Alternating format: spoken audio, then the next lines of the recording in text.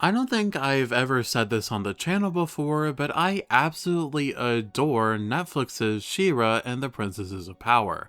I don't know if it's the best show I've ever seen, but it is undoubtedly my favorite. And I recently rewatched it because Netflix was stupidly taking it off their catalog, which means that currently there is no way to legally watch seasons 4 and 5.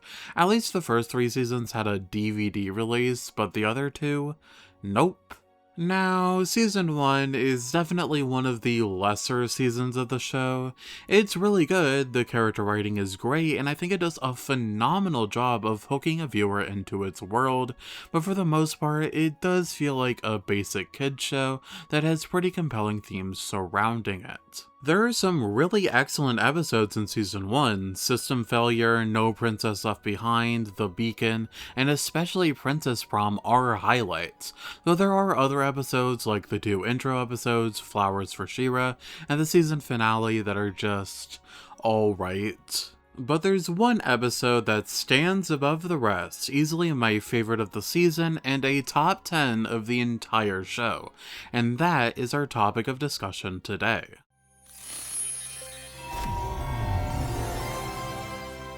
Episode 11 is the culmination of Catra and Adora's relationship in Season 1.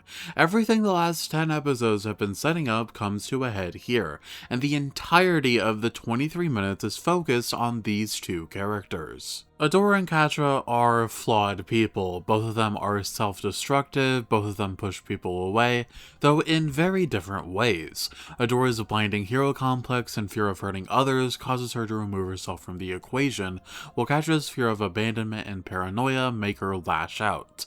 The two characters also have different ways of dealing with this, Adora within her loving support system and Catra within her drive for success. The Promise shows both of these aspects off very nicely.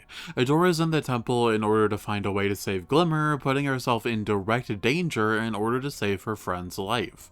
And Catra pushes Adora away, dropping her off a cliff in order to succeed in her rise of the Horde's ranks. And Adora can't understand this. Adora doesn't know why Catra is staying in the Horde. Throughout the entire season, she tries and tries to get through to her, but that was never a problem for Catra. She says it herself, she knows the Horde is evil, she knows it's not a good place for her, but at the same time, it's the only place she's ever found self-worth.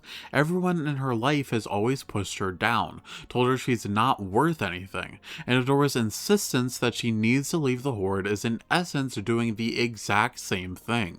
In Catra's mind, Adora is telling her that she can't make it in the Horde. For Catra, it was never a matter of escaping her oppressors, it's always been a matter of overcoming them, rising to the top and proving to everyone that she could make it. And to her credit, it does work out for her. By the end of Season 1, she has successfully risen to Hordak's second in command, and by the end of Season 4, she's defeated even him. But at that very moment, she's thrust into another cycle of abuse. Horde Prime is above even Hordak, and when Catra tries to do the exact same thing she did in the Horde, cozying up with Horde Prime in an effort to overtake even him, it quite literally breaks her. The cycle of oppression is everlasting, and Catra made the mistake of thinking she could ever beat it. But even if Catra is wrong and Season 5 is all about showing that, during Season 1 she's still impeded into this assumption, and Adora just cannot see that.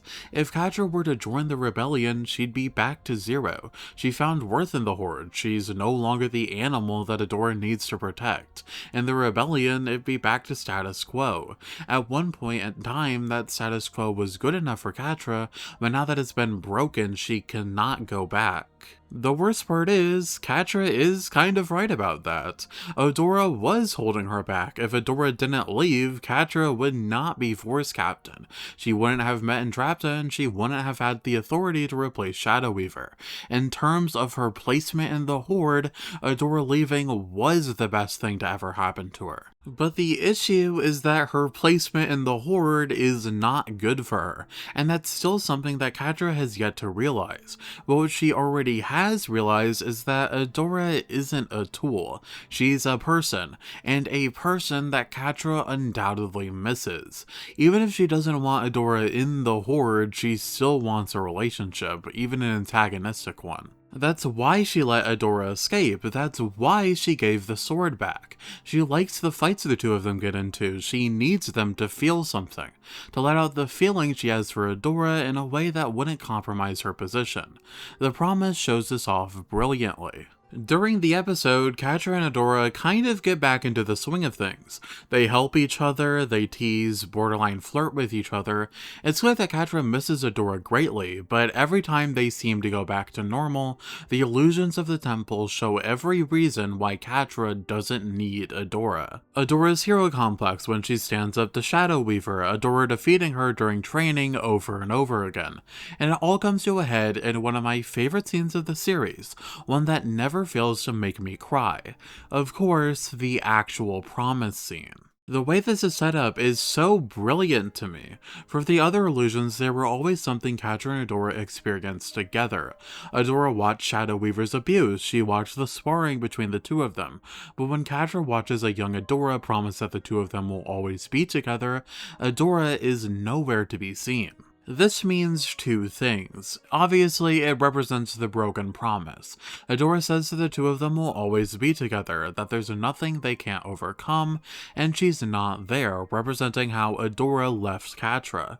But I also think it means something bigger than this, and that's that this promise doesn't mean that much to Adora. You can see it in the scene, it's something Adora says as a child. She has no sense of eternity. She says it almost absent-mindedly, more so as a way to get Catra to feel better than as an actual promise. But to Catra, this means the absolute world to her. The Horde is terrible to her. She's constantly abused, talked down to, treated like an actual animal that needs to be put in its place. And here comes this bright shining light, promising that she'll always be there for her, but of course that light leaves her, literally breaking the one thing keeping Catra content. It doesn't matter to Catra if she can see where Adora is coming from. She knows that Adora is in the right. She knows that Adora didn't mean to hurt her, but that's the problem. Adora didn't realize how much leaving would hurt Catra. She doesn't remember the promise the two of them made, which is why Catra is the only one who sees it, and that alone is enough of a betrayal. It's not about the rebellion, it's not about the Horde, it's the fact that Adora didn't even think about her before betraying her. Well, that was my Pride Month video. I'm sure you can tell that this one is way shorter than usual, and that's because I've been bogged down by huge project after project and needed to get something short out there. But if you liked it, let me know. I'd love to make more She-Ra videos in the future. It's a series I have a shit ton of thoughts about. But yeah, I hope you look forward to my future content, and remember, I only post the nuttiest reviews. Alright, bye.